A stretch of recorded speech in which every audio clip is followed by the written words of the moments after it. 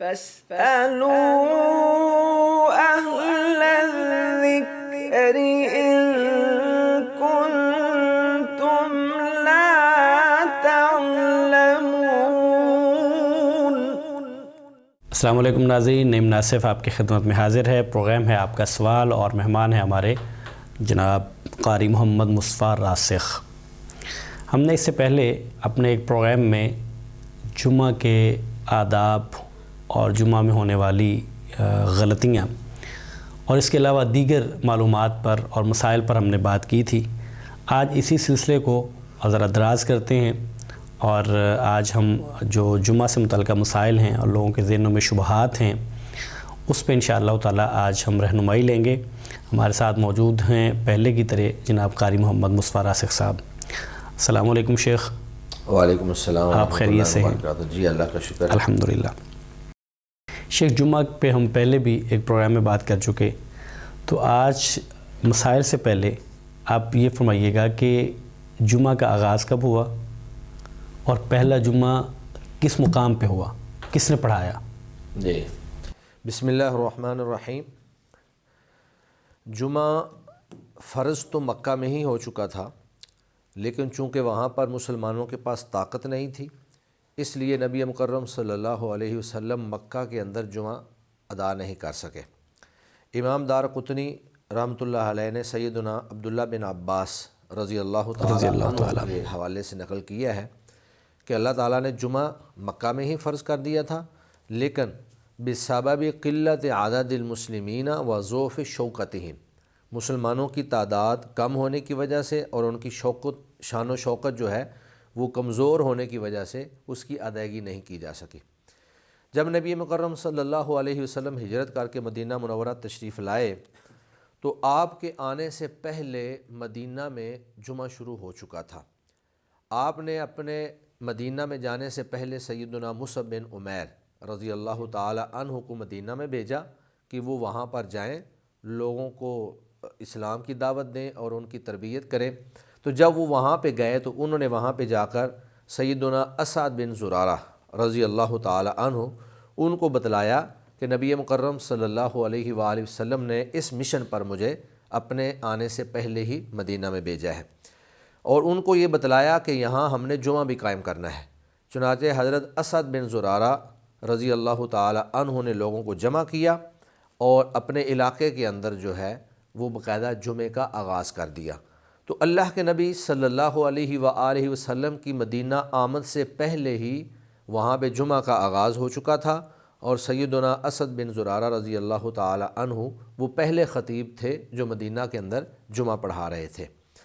باقی رہا یہ مسئلہ کہ اللہ کے نبی صلی اللہ علیہ وسلم نے سب سے پہلا جمعہ کہاں پڑھایا۔ تو جب رسول اللہ صلی اللہ علیہ وآلہ وسلم ہجرت کر کے مدینہ المنورہ تشریف لے گئے تو آپ نے مدینہ میں جانے سے پہلے قباء کے اندر قیام کیا۔ تو آپ کا جو قباء میں قیام تھا وہ سوموار سے لے کر جمعرات تک تھا۔ تو وہاں آپ نے بنی عمر بن عوف کے جو علاقہ تھا، جو محلہ تھا، وہاں پر آپ نے قیام کیا، اور پھر وہاں سے آپ مدینہ کی طرف روانہ ہوئے۔ تو وہاں ہی بنی سالم بن عوف جو ہے ان کے محلے میں آپ صلی اللہ علیہ وآلہ وسلم نے پہلا خطبہ جمعہ دیا، اور آج بھی وہاں پر ایک مسجد قائم ہے، اس کا نام ہے مسجد جمعہ، یعنی وہ مسجد جس میں پیارے نبی صلی اللہ علیہ وسلم نے سب سے پہلا جمعہ پڑھایا تھا۔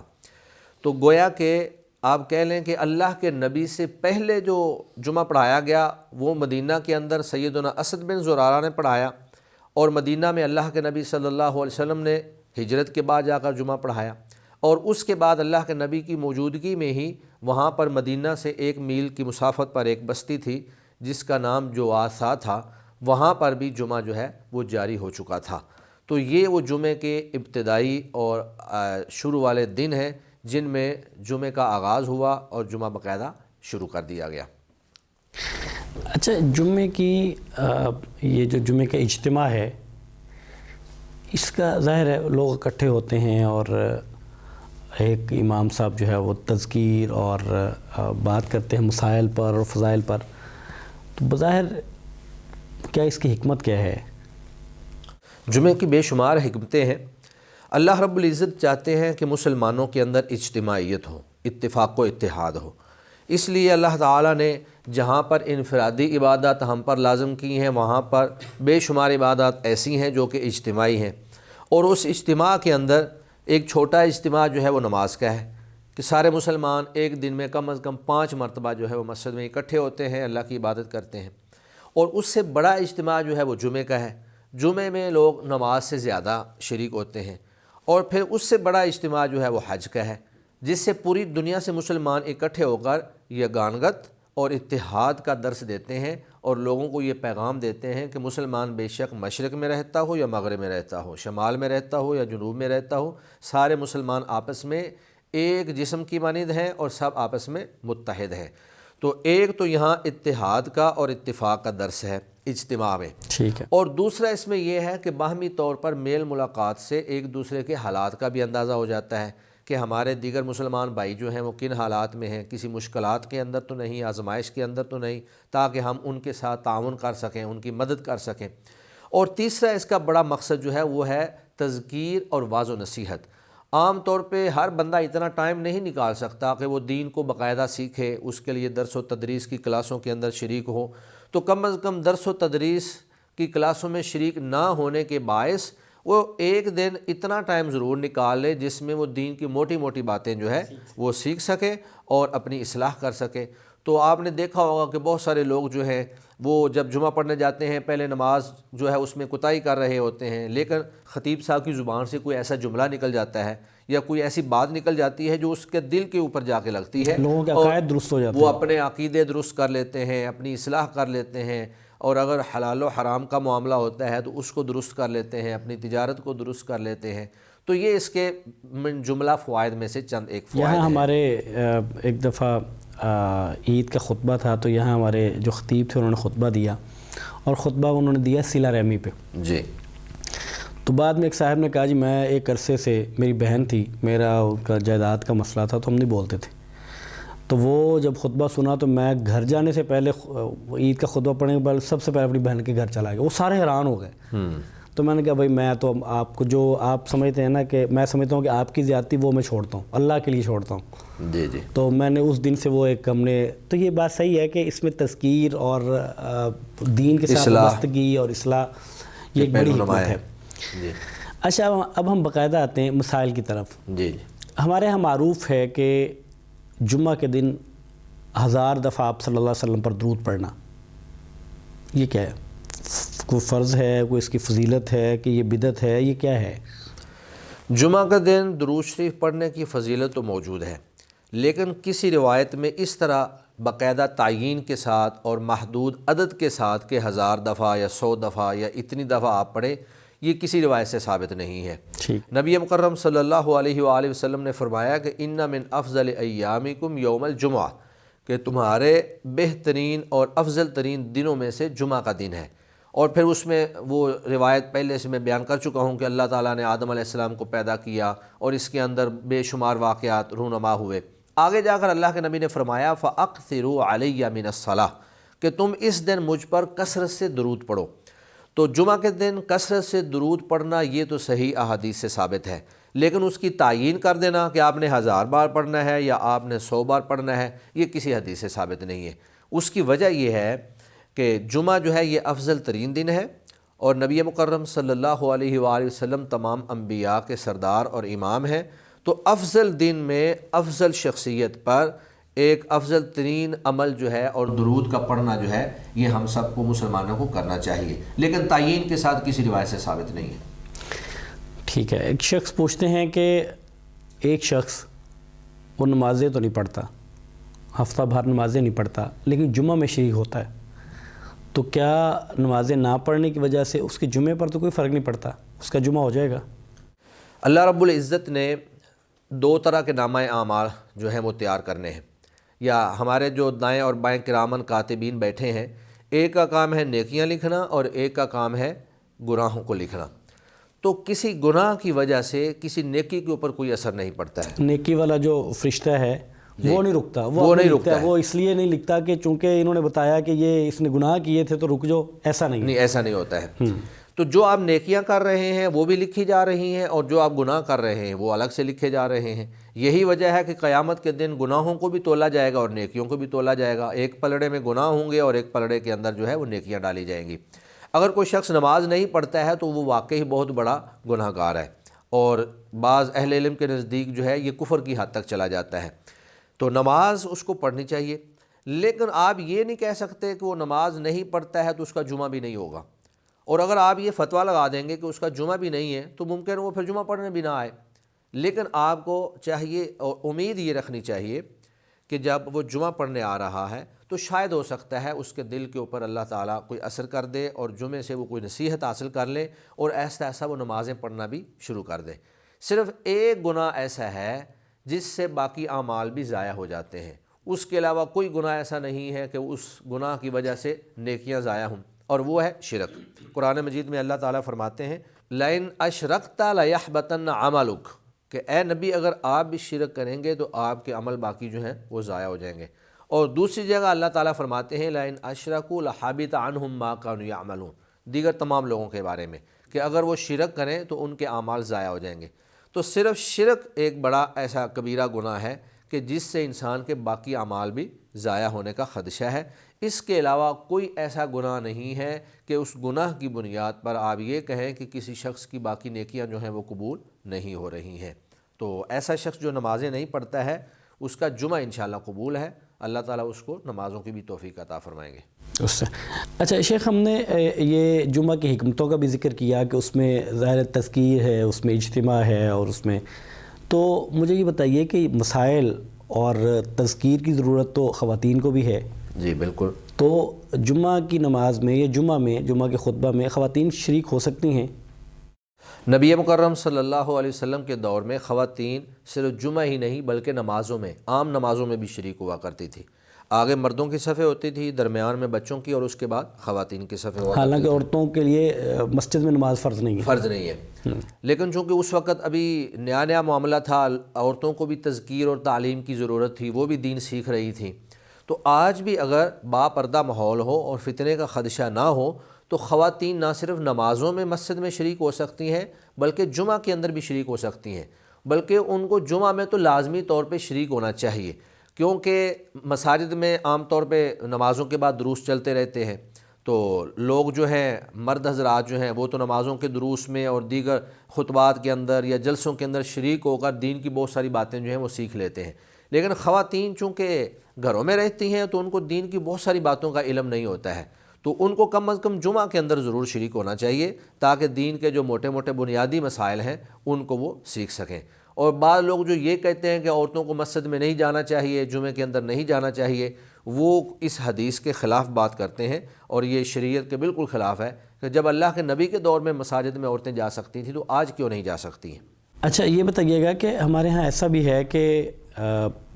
جمعہ پڑھا جاتا ہے اور نظریہ یہ ہے کہ جمعہ میں 40 افراد کا ہونا ضروری ہے کسی مسجد میں جمعہ کے لیے، اور جب 40 افراد نہیں پورے ہوتے تو پھر لوگ جمعہ ادا کرنے کے بعد ظہر احتیاطی پڑھتے ہیں، احتیاطاً ظہر کی نماز بھی پڑھ لیتے ہیں کہ ایسا نہ ہو کہ جمعہ تو ہمارا قبول نہ ہوا ہو اور ظہر کی نماز بھی ہم نہ پڑھیں تو ہماری گویا کہ نماز رہ جائے، نہ جمعہ ملے نہ نماز، تو وہ جمعہ کے ساتھ احتیاطی طور پر ظہر کی نماز پڑھ لیتے ہیں۔ تو اس کے بارے میں بتائیے گا۔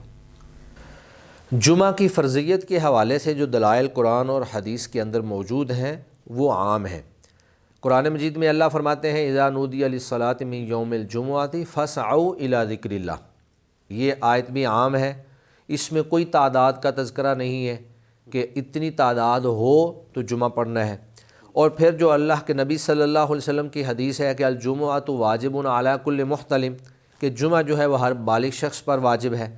اس کے اندر بھی تعداد کا کوئی تذکرہ نہیں ہے۔ تو جب ان روایات کے اندر اور آیات مبارکہ کے اندر تعداد محدد نہیں کی گئی تو پھر ہم کیوں اس کے اوپر اصرار کرتے ہیں کہ 40 افراد ہوں یا 20 افراد ہوں یا اتنے افراد ہوں تو ہی جمعہ ہوتا ہے؟ نماز کے حوالے سے نبی مکرم صلی اللہ علیہ وسلم نے فرمایا کہ جہاں بھی 2 فما فوقہا فہو جماعہ، اثنان فما فوقہا فہو جماعہ، جہاں بھی 2 بندے موجود ہوں یا اس سے زیادہ بندے موجود ہوں تو وہ جماعت ہے۔ تو جب نماز میں 2 بندے موجود ہوں تو وہاں پر آپ کہہ لیں کہ نماز آپ نے باجماعت ادا کرنی ہے۔ تو اسی طرح جمعہ جو ہے، جمعہ کے اندر بھی یہی بات ہے کہ جہاں بھی 2 بندے موجود ہوں یا 3 بندے موجود ہوں، بعض اہل علم نے کہتے ہیں کہ جی جماعت سے مراد کم از کم 3 افراد ہوتے ہیں، تو گویا کہ 2 یا 3 جہاں بھی موجود ہیں وہاں جمعہ جو ہے وہ قائم کیا جا سکتا ہے اور جمعہ ادا کیا جا سکتا ہے۔ باقی 40 کے حوالے سے کوئی روایت جو ہے وہ صحیح سند کے ساتھ ثابت نہیں ہے کہ 40 افراد ہونا ہی ضروری ہے۔ تو جب جمعہ ادا کر لیا، اور پھر یہ بات ہے کہ جہاں پر 5 7 یا 10 بندے موجود ہیں انہوں نے جمعہ ادا کر لیا ہے، تو جمعہ آپ نے جب ادا کیا ہے تو انشاءاللہ آپ کا جمعہ ہو گیا ہے۔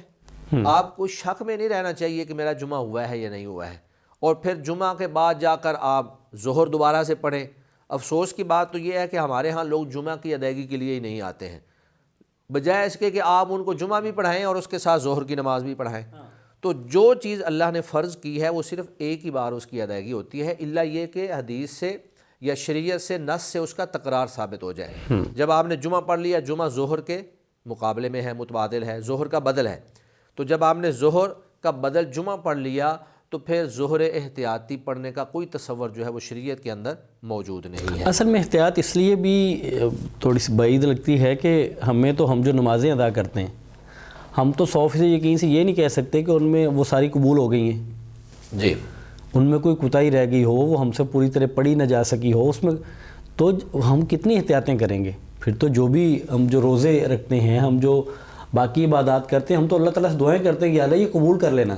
پھر تو ہم آزمائش میں پڑ جائیں گے۔ جس عمل کے بارے میں ہمیں شک ہوگا کہ یہ پتہ نہیں قبول ہوا ہے کہ نہیں ہوا ہے، تو وہ آپ ایک ہی نماز کو کئی دفعہ آپ کو پڑھنا پڑے گا۔ نہیں، جب آپ کئی دفعہ پڑھیں گے تو جو آپ بعد میں پڑھیں گے ان کے بارے میں کیا یقین سے آپ کہہ سکتے ہیں کہ یہ ہو گئی، یہ جو بعد میں پڑھی ہے؟ جی جی، شک تو اس میں موجود ہے، اس میں بھی شک موجود ہے۔ دوسری دفعہ پڑھیں گے، پھر تیسری دفعہ پڑھیں گے، تو پھر چوتھی دفعہ۔ یہ بظاہر تکلف لگتا ہے کہ اس میں اصل میں یہ مسئلہ اس بات سے پیدا ہوا ہے کہ بعض لوگ جو ہیں وہ کہتے ہیں کہ بستیوں کے اندر، چھوٹے دیہاتوں کے اندر جو ہے وہ جمعہ نہیں ہو سکتا ہے، جمعہ صرف شہروں کے اندر ہو سکتا ہے۔ حالانکہ یہ بات جو ہے عمل سے اور تعامل سے ایسی بات کوئی ثابت نہیں ہے۔ امام بخاری رحمہ اللہ نے ایک باب باندھا ہے، باب الجمعۃ فی القریٰ والمدن، کہ بستیوں کے اندر اور شہروں کے اندر جمعہ کا باب، یعنی کہ انہوں نے یہ بات ثابت کی ہے کہ جمعہ جو ہے وہ جس طرح شہروں کے اندر ہو سکتا ہے اسی طرح چھوٹی بستیوں کے اندر بھی ہو سکتا ہے جہاں تعداد کم ہے۔ اور پھر انہوں نے آگے جو روایت بیان کی ہے وہ سیدنا عبداللہ بن عباس رضی اللہ تعالی عنہ کی ہے۔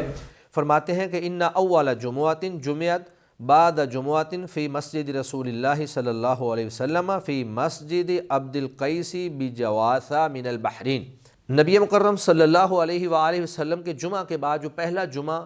قائم کیا گیا وہ مسجد عبد القیس جواثہ بستی کے اندر قائم کیا گیا تھا، اور یہ بستی چھوٹی سی بستی تھی۔ امام وقی فرماتے ہیں کہ قریۃ من قری البحرین، یہ بحرین کی بستیوں میں سے ایک چھوٹی سی بستی ہے۔ تو گویا کہ شہر کے ساتھ بستیوں میں بھی جمعہ قائم کیا جا سکتا ہے۔ اور اسی طرح حافظ ابن حجر رحمہ اللہ اس روایت کے بعد فرماتے ہیں کہ اشارتاً الی خلاف من خص الجمعۃ بالمدن دون القریٰ، کہ امام بخاری رحمہ اللہ نے یہ باب قائم کر کے اور اس کے بعد عبداللہ بن عباس کی یہ روایت لا کر اس بات کی طرف اشارہ کیا ہے کہ جو لوگ کہتے ہیں کہ صرف شہروں میں جمعہ ہو سکتا ہے، بستیوں میں نہیں ہو سکتا ہے، وہ غلط کہتے ہیں، جبکہ اس حدیث سے یہ ثابت ہوتا ہے کہ جس طرح شہروں میں جمعہ ہو سکتا ہے اسی طرح بستیوں کے اندر جمعہ بھی جائز ہے۔ اور امام ابن ابی شیبہ نے حضرت حذیفہ رضی اللہ تعالی عنہ اور سیدنا علی رضی اللہ تعالی عنہ سے یہی مسلک نقل کیا ہے کہ وہ بھی اسی بات کے قائل تھے کہ بستیوں میں بھی جمعہ ہو سکتا ہے، اور حضرت عمر رضی اللہ تعالی عنہ سے ابن حجر نقل کرتے ہیں کہ وہ بھی اسی بات کے قائل تھے کہ بستیوں کے اندر جمعہ ہو سکتا ہے۔ اسی طرح یہ موضوع تھوڑا سا آگے چلتا ہے، تو حضرت عمر رضی اللہ تعالی عنہ نے لوگوں کی طرف یہ خط لکھا تھا، اپنے عاملین اور گورنروں کی طرف یہ خط لکھا تھا کہ ان جمعوا حیثما کنتم، تم جہاں بھی موجود ہو وہیں پر جمعے کو قائم کرو۔ اسی طرح امام بہقی نے لیث بن سعد سے نقل کیا ہے کہ کل مدینۃ او قریۃ فیہا جماعہ امروا بالجمعہ، کہ ہر وہ شہر یا ہر وہ بستی جہاں پر نماز با جماعت ہوتی ہے وہاں پر جمعہ بھی قائم کیا جا سکتا ہے۔ اسی طرح حافظ خطابی معالم السنن کے اندر فرماتے ہیں کہ وفی الحدیث من الفقہ ان الجمعۃ جوازها فی القرى کجوازها فی المدن، کہ امام بخاری رحمہ اللہ نے یہ جو روایت بیان کی ہے اس سے ثابت ہوتا ہے کہ جس طرح شہروں کے اندر جمعہ جائز ہے اسی طرح دیہاتوں کے اندر جمعہ پڑھنا بھی جائز ہے، اور اس میں وہ خاص طور پہ حضرت اسد بن زرارہ رضی اللہ تعالی عنہ جو اللہ کے نبی کے مدینہ جانے سے پہلے ہی وہاں مدینہ میں اپنے محلے کے اندر جمعہ قائم کرتے تھے، اس کو انہوں نے بیان کیا ہے۔ تو حافظ ابن قیم رحمہ اللہ اور اسی طرح عون المعبود کے جو مصنف ہیں انہوں نے اپنی کتاب کے اندر یہ سارے واقعات بیان کرنے کے بعد اس بات کا موقف اپنایا ہے کہ بستیوں کے اندر بھی جمعہ اسی طرح ہی جائز ہے جس طرح کے شہروں کے اندر جائز ہے، اور جو یہ انہوں نے شرط لگائی ہے کہ کم از کم 40 افراد ہوں یا اتنے افراد ہوں، یہ کسی صحیح حدیث سے ثابت نہیں ہے۔ تو گویا کہ صحیح موقف یہی ہے اثنان فما فوقہا جمع فہو جماعتون، کہ جہاں پر 2 بندے موجود ہیں یا 2 بندوں سے زیادہ موجود ہیں تو وہ ایک پوری جماعت ہے، اور وہاں پہ اگر انہوں نے نماز پڑھنی ہوگی تو با جماعت ادا کریں گے، اور اگر انہوں نے جمعہ پڑھنا ہوگا تو وہ بھی باقاعدہ جمعے کو ادا کریں گے، اور اس میں احتیاطی ظہر پڑھنے کی ضرورت نہیں ہے۔ اچھا شیخ یہ بتائیے گا کہ جمعہ کے دن جو اذان ہے، جمعہ کی اذان، اس کا وقت کون سا ہے؟ کس وقت وہ اذان ہوتی ہے؟ وہ ظہر ہی کے وقت میں ہوتی ہے یا اس کا وقت مختلف ہے؟ اور کیا جمعہ کے دن جو زوال کا وقت ہے وہ اذان اس سے پہلے بھی ہو سکتی ہے یا اس دوران میں کب ہوگی یہ اذان؟ جمعہ چونکہ ظہر کا بدل ہے اور اس کا وقت بھی وہی ہوگا جو کہ ظہر کا وقت ہے، ٹھیک ہے، لہذا اس کی اذان بھی ہمیں اسی وقت میں کہنی ہے جس وقت ہم ظہر کی اذان کہتے ہیں۔ ٹھیک ہے۔ تو اگرچہ بعض روایات ایسی موجود ہیں جن میں زوال سے پہلے اذان کا تذکرہ موجود ہے، لیکن اہل علم نے ترجیح اسی بات کو دی ہے کہ ہم زوال کے بعد ہی جمعہ کی اذان کہیں گے، خاص طور پہ اذان ممبری جس وقت جمعہ شروع ہوتا ہے۔ تو جو اذان دوسری ہے جو آج کل تو خیر بعض جگہوں پہ ایک ہی ہو رہی ہے اور بعض جگہوں پہ 2 بھی ہو رہی ہیں، جس کو اذان عثمانی کہا جاتا ہے، تو اذان عثمانی اگرچہ زوال سے پہلے بھی کہی جا سکتی ہے تاکہ جمعے کا اعلان ہو جائے، لیکن جو اذان ممبری ہے وہ اسی وقت میں ہم کہیں گے جس وقت میں ظہر کی اذان کہی جاتی ہے۔ تو ظہر چونکہ زوال کے بعد ہوتی ہے، اقیم الصلاۃ لدلوک الشمس، سورج ڈھلنے کے بعد، تو جمعہ بھی ہمارا سورج ڈھلنے کے بعد ہی ہوگا، زوال کے وقت یا زوال سے پہلے جمعہ ادا کرنا درست نہیں ہے۔ تو آپ کہہ رہے ہیں کہ زوال کے بعد یہ اذان بھی ہونی چاہیے؟ جی۔ اچھا لیکن یہ بتائیے گا کہ اگر کوئی شخص کوئی نوافل کوئی سنتیں ادا کرنا چاہے زوال کے وقت میں جمعہ کے دن تو وہ ادا کر سکتا ہے؟ اگر کوئی شخص فضیلت حاصل کرنے کے لیے جلدی مسجد میں چلا جاتا ہے،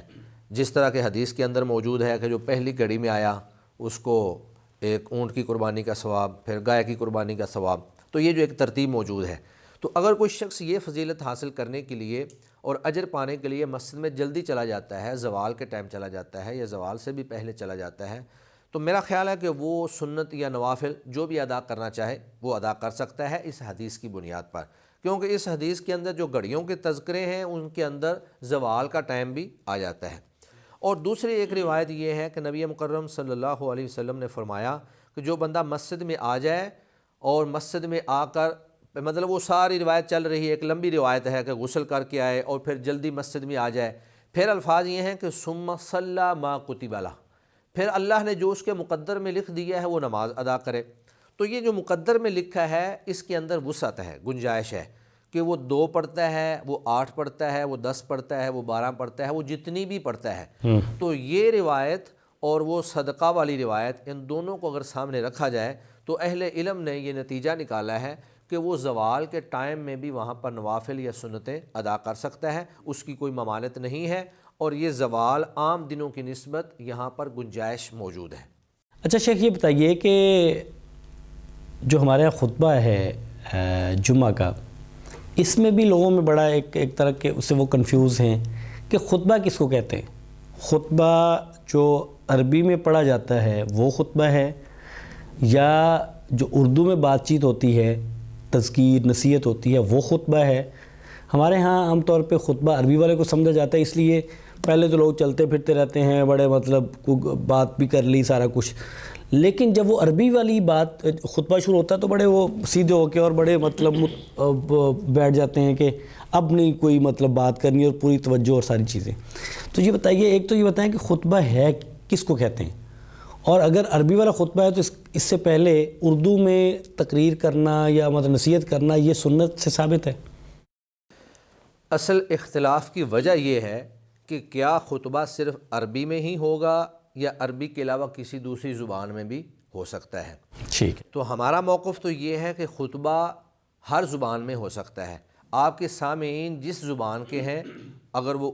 اردو سپیکنگ ہیں تو اردو میں خطبہ ہو سکتا ہے، اگر وہ پشتو والے ہیں تو پشتو میں ہو سکتا ہے، اگر کوئی ترکی زبان کا ہے یا انگلش زبان کو جاننے والے ہیں تو اس کی زبان میں ہو سکتا ہے. تو خطبے کا مقصد کیا ہے؟ خطبے کا اصل مقصد ہے واعظ و نصیحت، لوگوں کو سمجھانا. اگر آپ صرف ان کے سامنے عربی ہی پڑھتے رہیں گے، قرآن مجید کی تلاوت کریں گے یا عربی میں خطبہ پڑھ دیں گے تو ان کو کوئی چیز سمجھ نہیں آئے گی کہ آپ نے کیا ہمیں سمجھایا ہے یا کیا بتلایا ہے. تو اگر ہم خطبے کے مقصد پہ غور و فکر کریں تو نبی مکرم صلی اللہ علیہ وآلہ وسلم کے خطبے کے بارے میں صحابہ کرام بیان فرماتے ہیں کہ کانت للنبی صلی اللہ علیہ وسلم خطبتان یقرأ القرآن ویذکر الناس، کہ اللہ کے نبی صلی اللہ علیہ وسلم کے 2 خطبے ہوتے تھے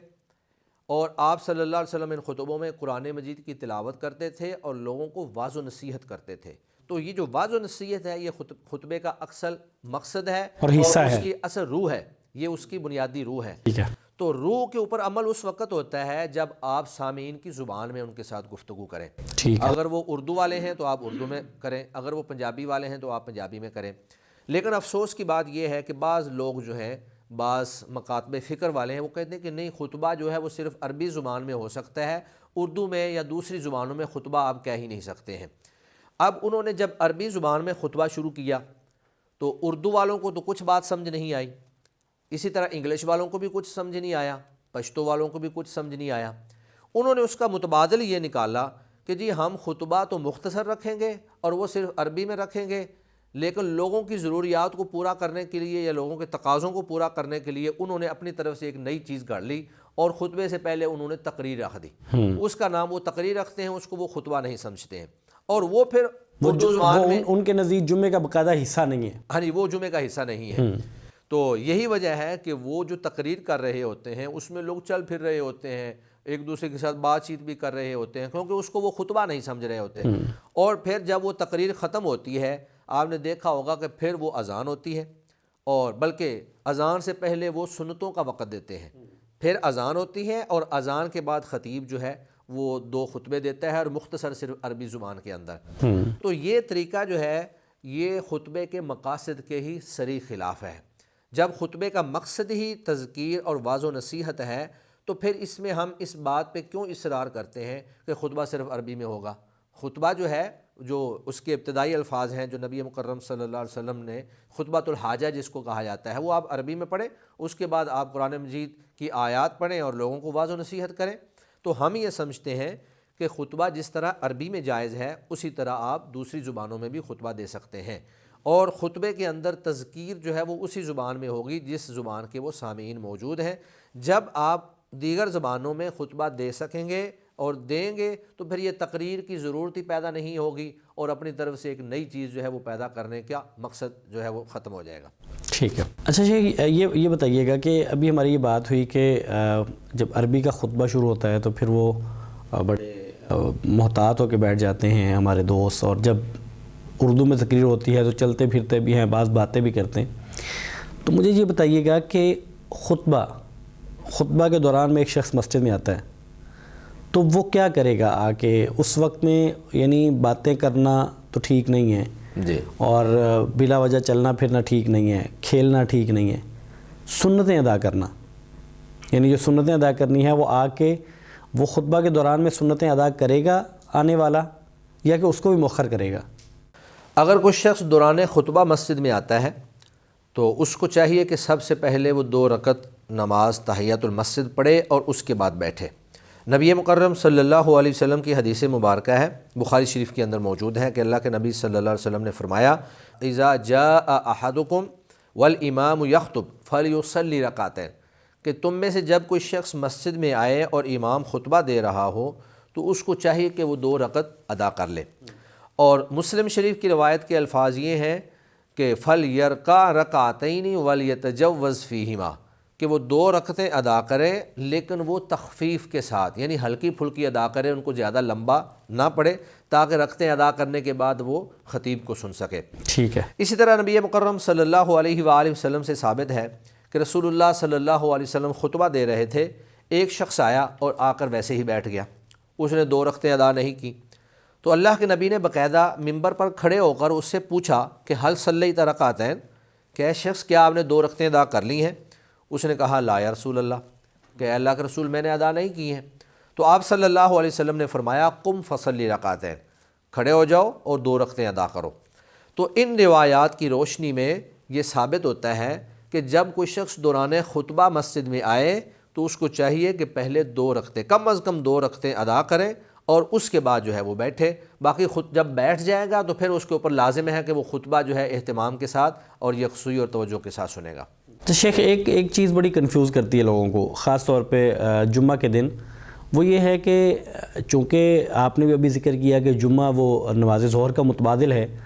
تو لوگ اس بات میں پریشان رہتے ہیں کہ ظہر کی نماز کا جب ہم دیکھتے ہیں تو اس کی 12 رکعت ہیں جی، تو جمعہ میں وہ 12 رکعت کیسے پوری کی جائے؟ یعنی ایک شخص اگر دوران خطبہ آیا ہے تو وہ 2 رکعتیں پڑھے گا، اور پھر فرض نماز کی بھی 2 ہیں 4،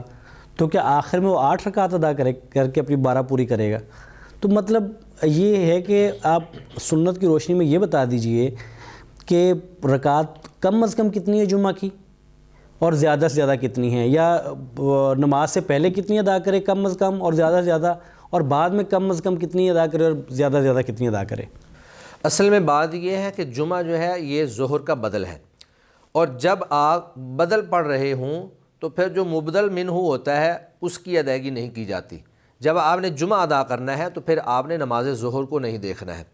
یہی وجہ ہے کہ جب ہم جمعہ کا فرض نماز ادا کرتے ہیں تو 2 رکعتیں ادا کرتے ہیں، لیکن ظہر کی 4 ہوتی ہیں۔ تو اب ایک آدمی کہے کہ نہیں میں 2 اور پڑھوں گا، ظہر والی بھی پڑھوں گا اور جمعہ والے بھی پڑھوں گا، تو یہ گویا کہ بدل اور مبدل دونوں کو آپ نے مکس کر دیا ہے۔ جب اللہ نے گنجائش دی ہے کہ آپ نے مبدل کو چھوڑ دینا ہے، مبدل منہ کو، اور اس کے بدلے میں جو بدل ہے اس کو آپ نے ادا کرنا ہے، تو جمعہ جو ہے یہ بدل ہے، اس میں فرض اور اس کی سنتیں ان کا ظہر کے ساتھ تعلق کوئی نہیں ہے۔ ٹھیک ہے۔ تو اس کی رکعتوں کے حوالے سے میں آپ کو یہ بیان کرنا چاہتا ہوں کہ سب سے پہلے اس کے فرض جو ہیں وہ 2 رکعتیں ہیں، جمعہ کے فرض 2 رکعتیں ہیں۔ ٹھیک ہے۔ پھر سوال پیدا یہ ہوتا ہے کہ جمعہ سے پہلے کتنی سنتیں ہیں یا جمعہ کے بعد کتنی سنتیں ہیں؟ تو جمعہ سے پہلے سنتوں کے حوالے سے کسی روایت کے اندر اور کسی حدیث کے اندر کوئی تعداد مقرر نہیں ہے، بلکہ جس طرح میں نے اس سے پہلے آپ کے سامنے حدیث پیش کی کہ اللہ کے نبی نے فرمایا ثم صلی ما کتب لہ، کہ جو شخص پہلے آ گیا پھر وہ نماز پڑھے جو بھی اللہ نے اس کے مقدر میں لکھی ہے، وہ 2 پڑھ لے، وہ 4 پڑھ لے، وہ 6 پڑھ لے، یعنی کہ جمعہ سے پہلے سنتوں کی تعیین نہیں ہے، نوافل کی تعیین نہیں ہے۔ جتنا وہ پہلے آ جائے اتنی زیادہ پڑھ لے، ہاں، جتنا تاخیر سے ہے اتنی کم پڑھ لے، یا کچھ دیر جو ہے وہ رکعتیں ادا کر لے اور کچھ دیر وہ تلاوت کر لے، سورہ کہف کی تلاوت کر لے، دیگر قرآن مجید کی صورتوں کی تلاوت کر لے۔ تو اس سے یہ معلوم ہوا کہ پہلی جو سنتیں ہیں ان کی تعیین نہیں ہے۔ ہاں البتہ اگر کوئی شخص آتا ہی دوران خطبہ ہے تو کم از کم وہ 2 رکعتیں ضرور پڑھے گا، 2 ضروری ہیں۔ ہاں، یعنی کم از کم 2 ہیں، زیادہ کی کوئی تعداد نہیں، وہ مقرر دوران نہیں ہے۔ خطبہ بھی آئے تب بھی کم از کم 2 ہیں، اور اگر اور بالکل پہلے بھی آ جائے تو پھر بھی کم از کم 2 کم از کم 2 ہیں، یعنی وہ اس سے کم تو ہو نہیں سکتی۔ کم از کم جو ہے وہ تو ثابت ہے، لیکن زیادہ کی کوئی تعداد مقرر نہیں ہے، وہ جتنا اللہ نے اس کو استطاعت دی ہو، جتنا اس کے مقدر میں لکھا ہو۔ لیکن جمعہ کے بعد کے حوالے سے سنتوں کے بارے میں 2 طرح کی روایات آتی ہیں۔ بعض روایات کے اندر 2 رکعات کا تذکرہ ہے اور بعض روایات کے اندر 4 رکعات کا تذکرہ ہے۔ ٹھیک ہے۔ 2 رکعت کی جو حدیث ہے وہ سیدنا ابن عمر رضی اللہ تعالی عنہ سے ثابت ہے اور بخاری شریف کے اندر موجود ہے، 937 نمبر حدیث کا نمبر ہے۔ حضرت ابن عمر رضی اللہ تعالی عنہ فرماتے ہیں کہ ان رسول اللہ صلی اللہ علیہ وسلم کان لا یصلی بعد الجمعۃ حتی ینصرف فیصلی رکعتین، کہ اللہ کے نبی نماز جمعہ سے فارغ ہو کر 2 رکعتیں ادا کرتے تھے۔ ٹھیک ہے۔ تو اس حدیث کے مطابق تو 2 رکعتیں ہیں۔ اور ایک دوسری روایت سیدنا ابو ہریرہ رضی اللہ تعالی عنہ سے ہے اور وہ مسلم کے اندر ہے۔ حضرت ابو ہریرہ رضی اللہ تعالی عنہ فرماتے ہیں کہ رسول اللہ صلی اللہ علیہ وسلم نے فرمایا اذا صلی احدکم الجمعۃ فلیصلی بعدها اربعا، کہ جب تم میں سے کوئی شخص نماز جمعہ ادا کر لے تو وہ نماز جمعہ کے بعد 4 رکعت ادا کرے۔ تو یہ گویا کہ ہمارے پاس 2 طرح کی روایت آ گئی،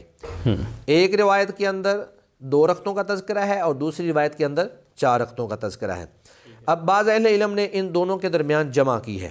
امام ابن تیمیہ رحمہ اللہ اور ان کے تلمیذ رشید امام ابن قیم رحمہ اللہ وہ بیان کرتے ہیں کہ ان صلی فی المسجد صلی اربعا و ان صلی فی بیتہ صلی رکعتین، کہ اگر کوئی شخص مسجد میں پڑھے تو اس کو 4 پڑھنی چاہیے، اور اگر کوئی شخص گھر میں جا کر پڑھے تو اس کو 2 پڑھنی چاہیے۔ اور پھر انہوں نے آگے حضرت ابن عمر رضی اللہ تعالی عنہ کا عمل بھی یہی ثابت کیا ہے کہ ابن عمر رضی اللہ تعالی عنہ کا بھی یہی طریقہ تھا کہ اگر وہ مسجد میں پڑھتے تھے تو 4 رکعت ادا کرتے تھے، اور اگر وہ گھر میں جا کر پڑھتے تھے تو 2 رکعت ادا کرتے تھے۔ تو امام ابن قیم رحمہ اللہ نے یہ پوری تفصیل جو ہے اپنی کتاب زاد المعاد کے اندر بیان فرمائی ہے۔ تو گویا کہ جمعہ کی پوری رکعات جو ہے پہلے کم از کم 2 اور زیادہ کی کوئی تعداد نہیں ہے، فرضوں کی تعداد صرف 2 رکعت، اور بعد میں اگر آپ مسجد میں پڑھ رہے ہیں تو 4 پڑھیں گے، اور اگر آپ گھر میں جا کے پڑھ رہے ہیں تو 2 ادا کریں گے۔ تو یہ ہیں جمعہ کی رکعات۔ اس کو آپ یوں کہہ سکتے ہیں کہ جمعہ کی کم از کم رکعات 6 ہیں۔ جی، کم از کم رکعات 6 ہیں، یعنی 2 پہلے، جی 2 فرض اور 2 بعد میں، اور یہ 8 بھی ہو سکتی ہیں، 8 بھی ہو سکتی ہیں، اور اور بعد پھر میں آپ 10 4 12 پڑھیں، 14 مطلب پھر جتنی جتنا آپ نے وقت پہلے زیادہ زیادہ پڑھی پڑھ لی اتنی زیادہ ہو سکتی ہیں۔ تو اس کو ہم ظہر کی رکعات کے ساتھ ملائیں گے، خلط پلط نہیں کریں گے۔ اچھا شیخ یہ بتائیے گا کہ اگر جمعہ میں کوئی 8 10 15 لوگ یا 5 10 لوگ لیٹ ہو جاتے ہیں، جمعہ ختم ہو گیا، نماز ہو گئی، تو بعد میں لوگ گئے، 5 10 لوگ ہیں، تو ان کا خیال یہ کہ ہم دوبارہ سے مطلب جمعہ کو جیسے نماز کی قضا ہوتی ہے تو ہم جمعہ دوبارہ پڑھا لیں، جیسے نماز باجماعت دوبارہ لوگ آ کے پڑھ لیتے ہیں، تو کیا جمعہ بھی اس طرح دوبارہ ہو سکتا ہے؟ بظاہر تو اس میں ممانعت والی کوئی بات نہیں ہے، کیونکہ وہ ایک پوری جماعت ہے، اسنان فما فوقہ فہو جماعت۔ تو جس طرح فرض نماز جو ہے اگر بعد میں کچھ لوگ آ جائیں تو وہ اس کی جماعت کروا سکتے ہیں، تو اسی طرح دوبارہ جمعہ بھی پڑھایا جا سکتا ہے، لیکن اس کے لیے ضروری ہے کہ ان میں کوئی ایسا بندہ موجود ہو جو جمعہ پڑھا سکتا ہو۔ اب ان میں جمعہ پڑھانے والا موجود ہی کوئی نہیں ہے، تو پھر ان کو نماز جمعہ ہی جو صرف نماز جو ہے وہی ادا کرنی نماز پڑے گی۔ ظہر، ہاں، نماز اس وقت تو نماز ظہر پڑھیں گے نا جب وہ جمعہ کے بعد آئیں، وہ نماز جمعہ بھی پڑھ سکتے ہیں۔ یہ بھی ایک مسئلہ ہے کہ کیا خطبہ جو ہے یہ فرض ہے یا یہ مستحب اور سنت موقدہ ہے۔ تو بعض اہل علم کا خیال یہ ہے کہ سنت یا سنت موقدہ اس کو کہہ سکتے ہیں، خطبہ جو ہے وہ نماز جمعہ کا حصہ نہیں ہے۔ اگر ایک شخص جو ہے وہ، اس سے میں آپ اس بندے کے بارے میں بھی کہہ سکتے ہیں کہ ایک بندہ آیا ہی لیٹ ہے، اس نے خطبہ نہیں سنا ہے، تو کیا اس کا جمعہ ہوگا کہ نہیں ہوگا؟ تو سب اہل علم کا یہی خیال ہے کہ اس کا جمعہ ہو جائے گا۔ تو یہ لوگ جو ہیں ان کو چاہیے کہ یہ خطبہ بھی دیں اور نماز جمعہ بھی ادا کریں، کیونکہ یہ ایک پوری جماعت ہے۔ لیکن اگر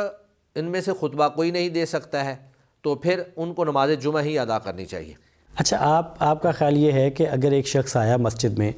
اور اس وقت جمعہ ہو چکا تھا، جمعہ ہونے سے مراد یہ ہے کہ جمعہ کی نماز بھی ہو چکی تھی، لوگ واپس جا رہے تھے، جی جی، اور وہ تب مسجد میں پہنچا،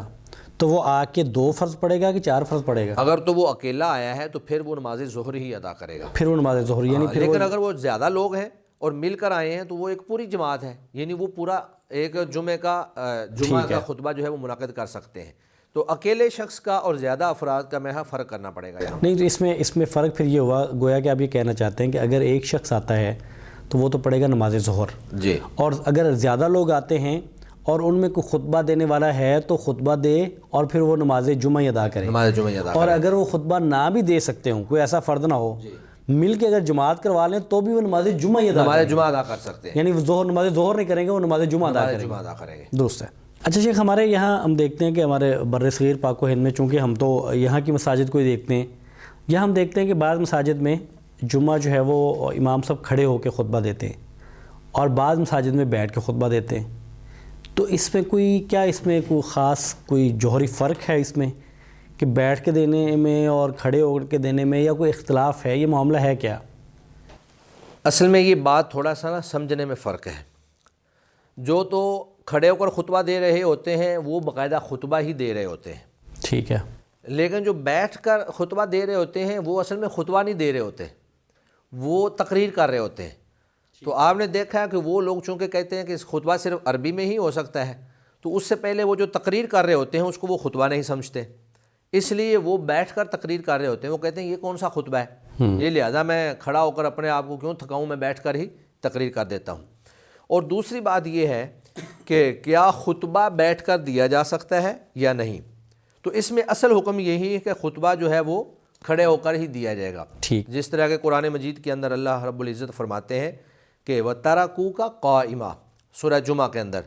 کہ ان لوگوں نے آپ کو کھڑے ہوئے جو ہے چھوڑ کر وہ چلے گئے۔ تو اس آیت سے بھی ثابت ہوتا ہے کہ خطبہ صلی اللہ جو ہے علیہ وسلم کھڑے خطبہ دے رہے تھے، ہاں کھڑے خطبہ دے رہے تھے۔ وہ جس طرح کے روایات کے اندر موجود ہے کہ وہ مدینہ میں کوئی اعلان ہوا جی ہاتھی آیا ہے، تو وہ سارے ہاتھی دیکھنے کے لیے چلے گئے، تو اللہ کے نبی صلی اللہ علیہ وسلم کھڑے ہو کر خطبہ دے رہے تھے۔ اسی طرح سیدنا عبداللہ بن عمر رضی اللہ تعالی عنہ کی حدیث ہے، مسلم شریف کے اندر موجود ہے کہ ان رسول اللہ صلی اللہ علیہ وسلم کان یخطب قائما ثم یجلس ثم یقوم فیخطب قائما فمن نبأک انہ یخطب جالسا فقد کذب، کہ رسول اللہ صلی اللہ علیہ وسلم کھڑے ہو کر خطبہ دیتے تھے، ایک خطبہ مکمل ہونے کے بعد بیٹھ جاتے تھے، پھر کھڑے ہوتے تھے، پھر دوسرا خطبہ دیتے تھے، اور اگر آپ کو کوئی شخص یہ خبر دے کہ اللہ کے نبی صلی اللہ علیہ وسلم بیٹھ کر خطبہ دیتے تھے تو اس نے جھوٹ بولا ہے۔ یہ مسلم شریف کی روایت ہے۔ اسی طرح امام نووی رحمہ اللہ اس حدیث کی شرح میں لکھتے ہیں کہ ان خطبۃ الجمعۃ لا تصح من القادر علی القیام الا قائما فی الخطبتین، کہ اگر کوئی شخص کھڑا ہونے پر قادر ہے اور وہ بیمار نہیں ہے، کھڑا ہو سکتا ہے، تو اس پر واجب ہے کہ وہ کھڑا ہو کر ہی خطبہ دے، ورنہ اس کا خطبہ درست نہیں ہوگا۔ اور دوسری جگہ قاضی ایاز جو ہیں وہ فرماتے ہیں کہ ذهب عامۃ العلماء الى اشتراط الخطبتین بصحیحۃ الجمعہ، کہ عام اہل علم یعنی جمہور اہل علم اسی بات کی طرف گئے ہیں کہ جب آپ نے خطبہ دینا ہے تو آپ خطبہ کھڑے ہو کر دیں گے۔ اور ابن عبد البر نے علماء کا اس بات پر اجماع نقل کیا ہے کہ ان الخطبۃ لا یکون الا قائما لمن اطاقہ، کہ جو شخص طاقت رکھتا ہے کھڑے ہونے کی اس کے لیے کھڑے ہو کر خطبہ دینا ہی ضروری ہے، ورنہ اس کا خطبہ نہیں ہوگا۔ تو قرآن مجید کی یہ آیت اور حدیث مبارکہ اور اہل علم کے اقوال سے یہ بات ثابت ہوتی ہے کہ اگر کوئی شخص طاقت رکھتا ہو کھڑا ہونے کی تو وہ کھڑا ہو کر ہی خطبہ دے گا، اس کے لیے بیٹھ کر خطبہ دینا جائز نہیں ہے۔ باقی عذر کی بنیاد پر ایک بندہ بیمار ہے یا ایک بندے کی ٹانگوں میں پرابلم ہے، وہ کھڑا نہیں ہو سکتا ہے، تو عذر کی بنیاد پر جائز ہے، لیکن اصل حکم کھڑے ہو کر خطبہ دینے کا۔ اچھا، اس ساری وضاحت سے یہ بھی معلوم ہوتا ہے کہ جن لوگوں کے ہاں جو لوگ کھڑے ہو کے خطبہ دیتے ہیں وہ تو بیٹھ کے دیں گے نہیں، کیونکہ ان کے نزدیک اردو کی جو تقریر ہے وہ بھی خطبے کا حصہ ہے، وہ تو نہیں بیٹھیں گے۔ لیکن جو لوگ بیٹھ کے خطبہ دیتے ہیں، بیٹھ کے تقریر کرتے ہیں، وہ کھڑے ہو کے تو کر سکتے ہیں، کرنا چاہیں تو، ان کے یہاں غیر شرعی تو نہیں ہے، وہ تو ایک سہولت ہے نا۔ یعنی اگر وہ تقریر بھی کھڑے ہو کے کرنا چاہیں تو ان کے نزدیک وہ غیر شرعی عمل نہیں ہوگا۔ اصل میں جب آدمی شریعت سے ہٹ کر ایک نیا کام اور بدعت کو ایجاد کرتا ہے تو اس میں پھر بدعت اور اصل سنت میں فرق کرنے کے لیے بھی کچھ نہ کچھ کرنا پڑتا ہے۔ وہ لازمی اس لیے بیٹھتے ہیں تاکہ لوگوں کو اندازہ ہو کہ اب خطبہ نہیں ہو رہا ہے، یہ ابھی تک تقریر چل رہی ہے۔ ایک بندہ جو ہے وہ درمیان میں آیا ہے، اب وہ جب دیکھے گا امام صاحب کو کہ امام صاحب کھڑے ہیں تو اس کو پتہ نہیں چلے گا کہ یہ تقریر کر رہے ہیں یا یہ خطبہ دے رہے ہیں، لیکن وہ بیٹھ کر تقریر کر رہے ہوتے ہیں کہ تاکہ آنے والے کو اندازہ ہو جائے کہ یہ تو ابھی تک تقریر چل رہی ہے، ابھی خطبہ تو شروع ہی نہیں ہوا ہے۔ تو یہ گویا کہ وہ خطبہ اور تقریر میں فرق کرنے کے لیے پھر وہ بیٹھ کر تقریر کرتے ہیں، اور جب خطبہ ہوتا ہے تو وہ کھڑے ہو جاتے ہیں۔ جی بہت شکریہ، اللہ تعالیٰ آپ کو آپ کے علم میں، آپ کے عمل میں برکت دے، آپ نے ہماری رہنمائی کی۔ ناظرین، یہ تھا آج کا پروگرام جس میں جمعہ سے متعلق مسائل پر ہم نے بات کی، ہم نے مفتی صاحب سے رائے لی۔ تو یہ پروگرام اور مسائل کا ذکر یہ اس لیے ہوتا ہے، فَاسْأَلُوا أَهْلَ الذِّكْرِ إِن كُنتُمْ لَا تَعْلَمُونَ، اہل ذکر سے، علماء سے سوال کریں اگر آپ جانتے نہیں ہیں۔ تو یہ اس لیے ہے کہ ہم جانیں کہ دین ہے کیا، نماز ادا کیسے کرنی ہے، خطبہ جمعہ کے آداب کیا ہے، صحیح کیا ہے، غلط کیا ہے، تاکہ ہماری عبادات جو ہیں وہ شرف قبولیت کو پا سکیں۔ آج کے لیے اتنا ہی کافی۔ آئندہ کے لیے اجازت دیجیے۔ السلام علیکم ورحمۃ اللہ وبرکاتہ۔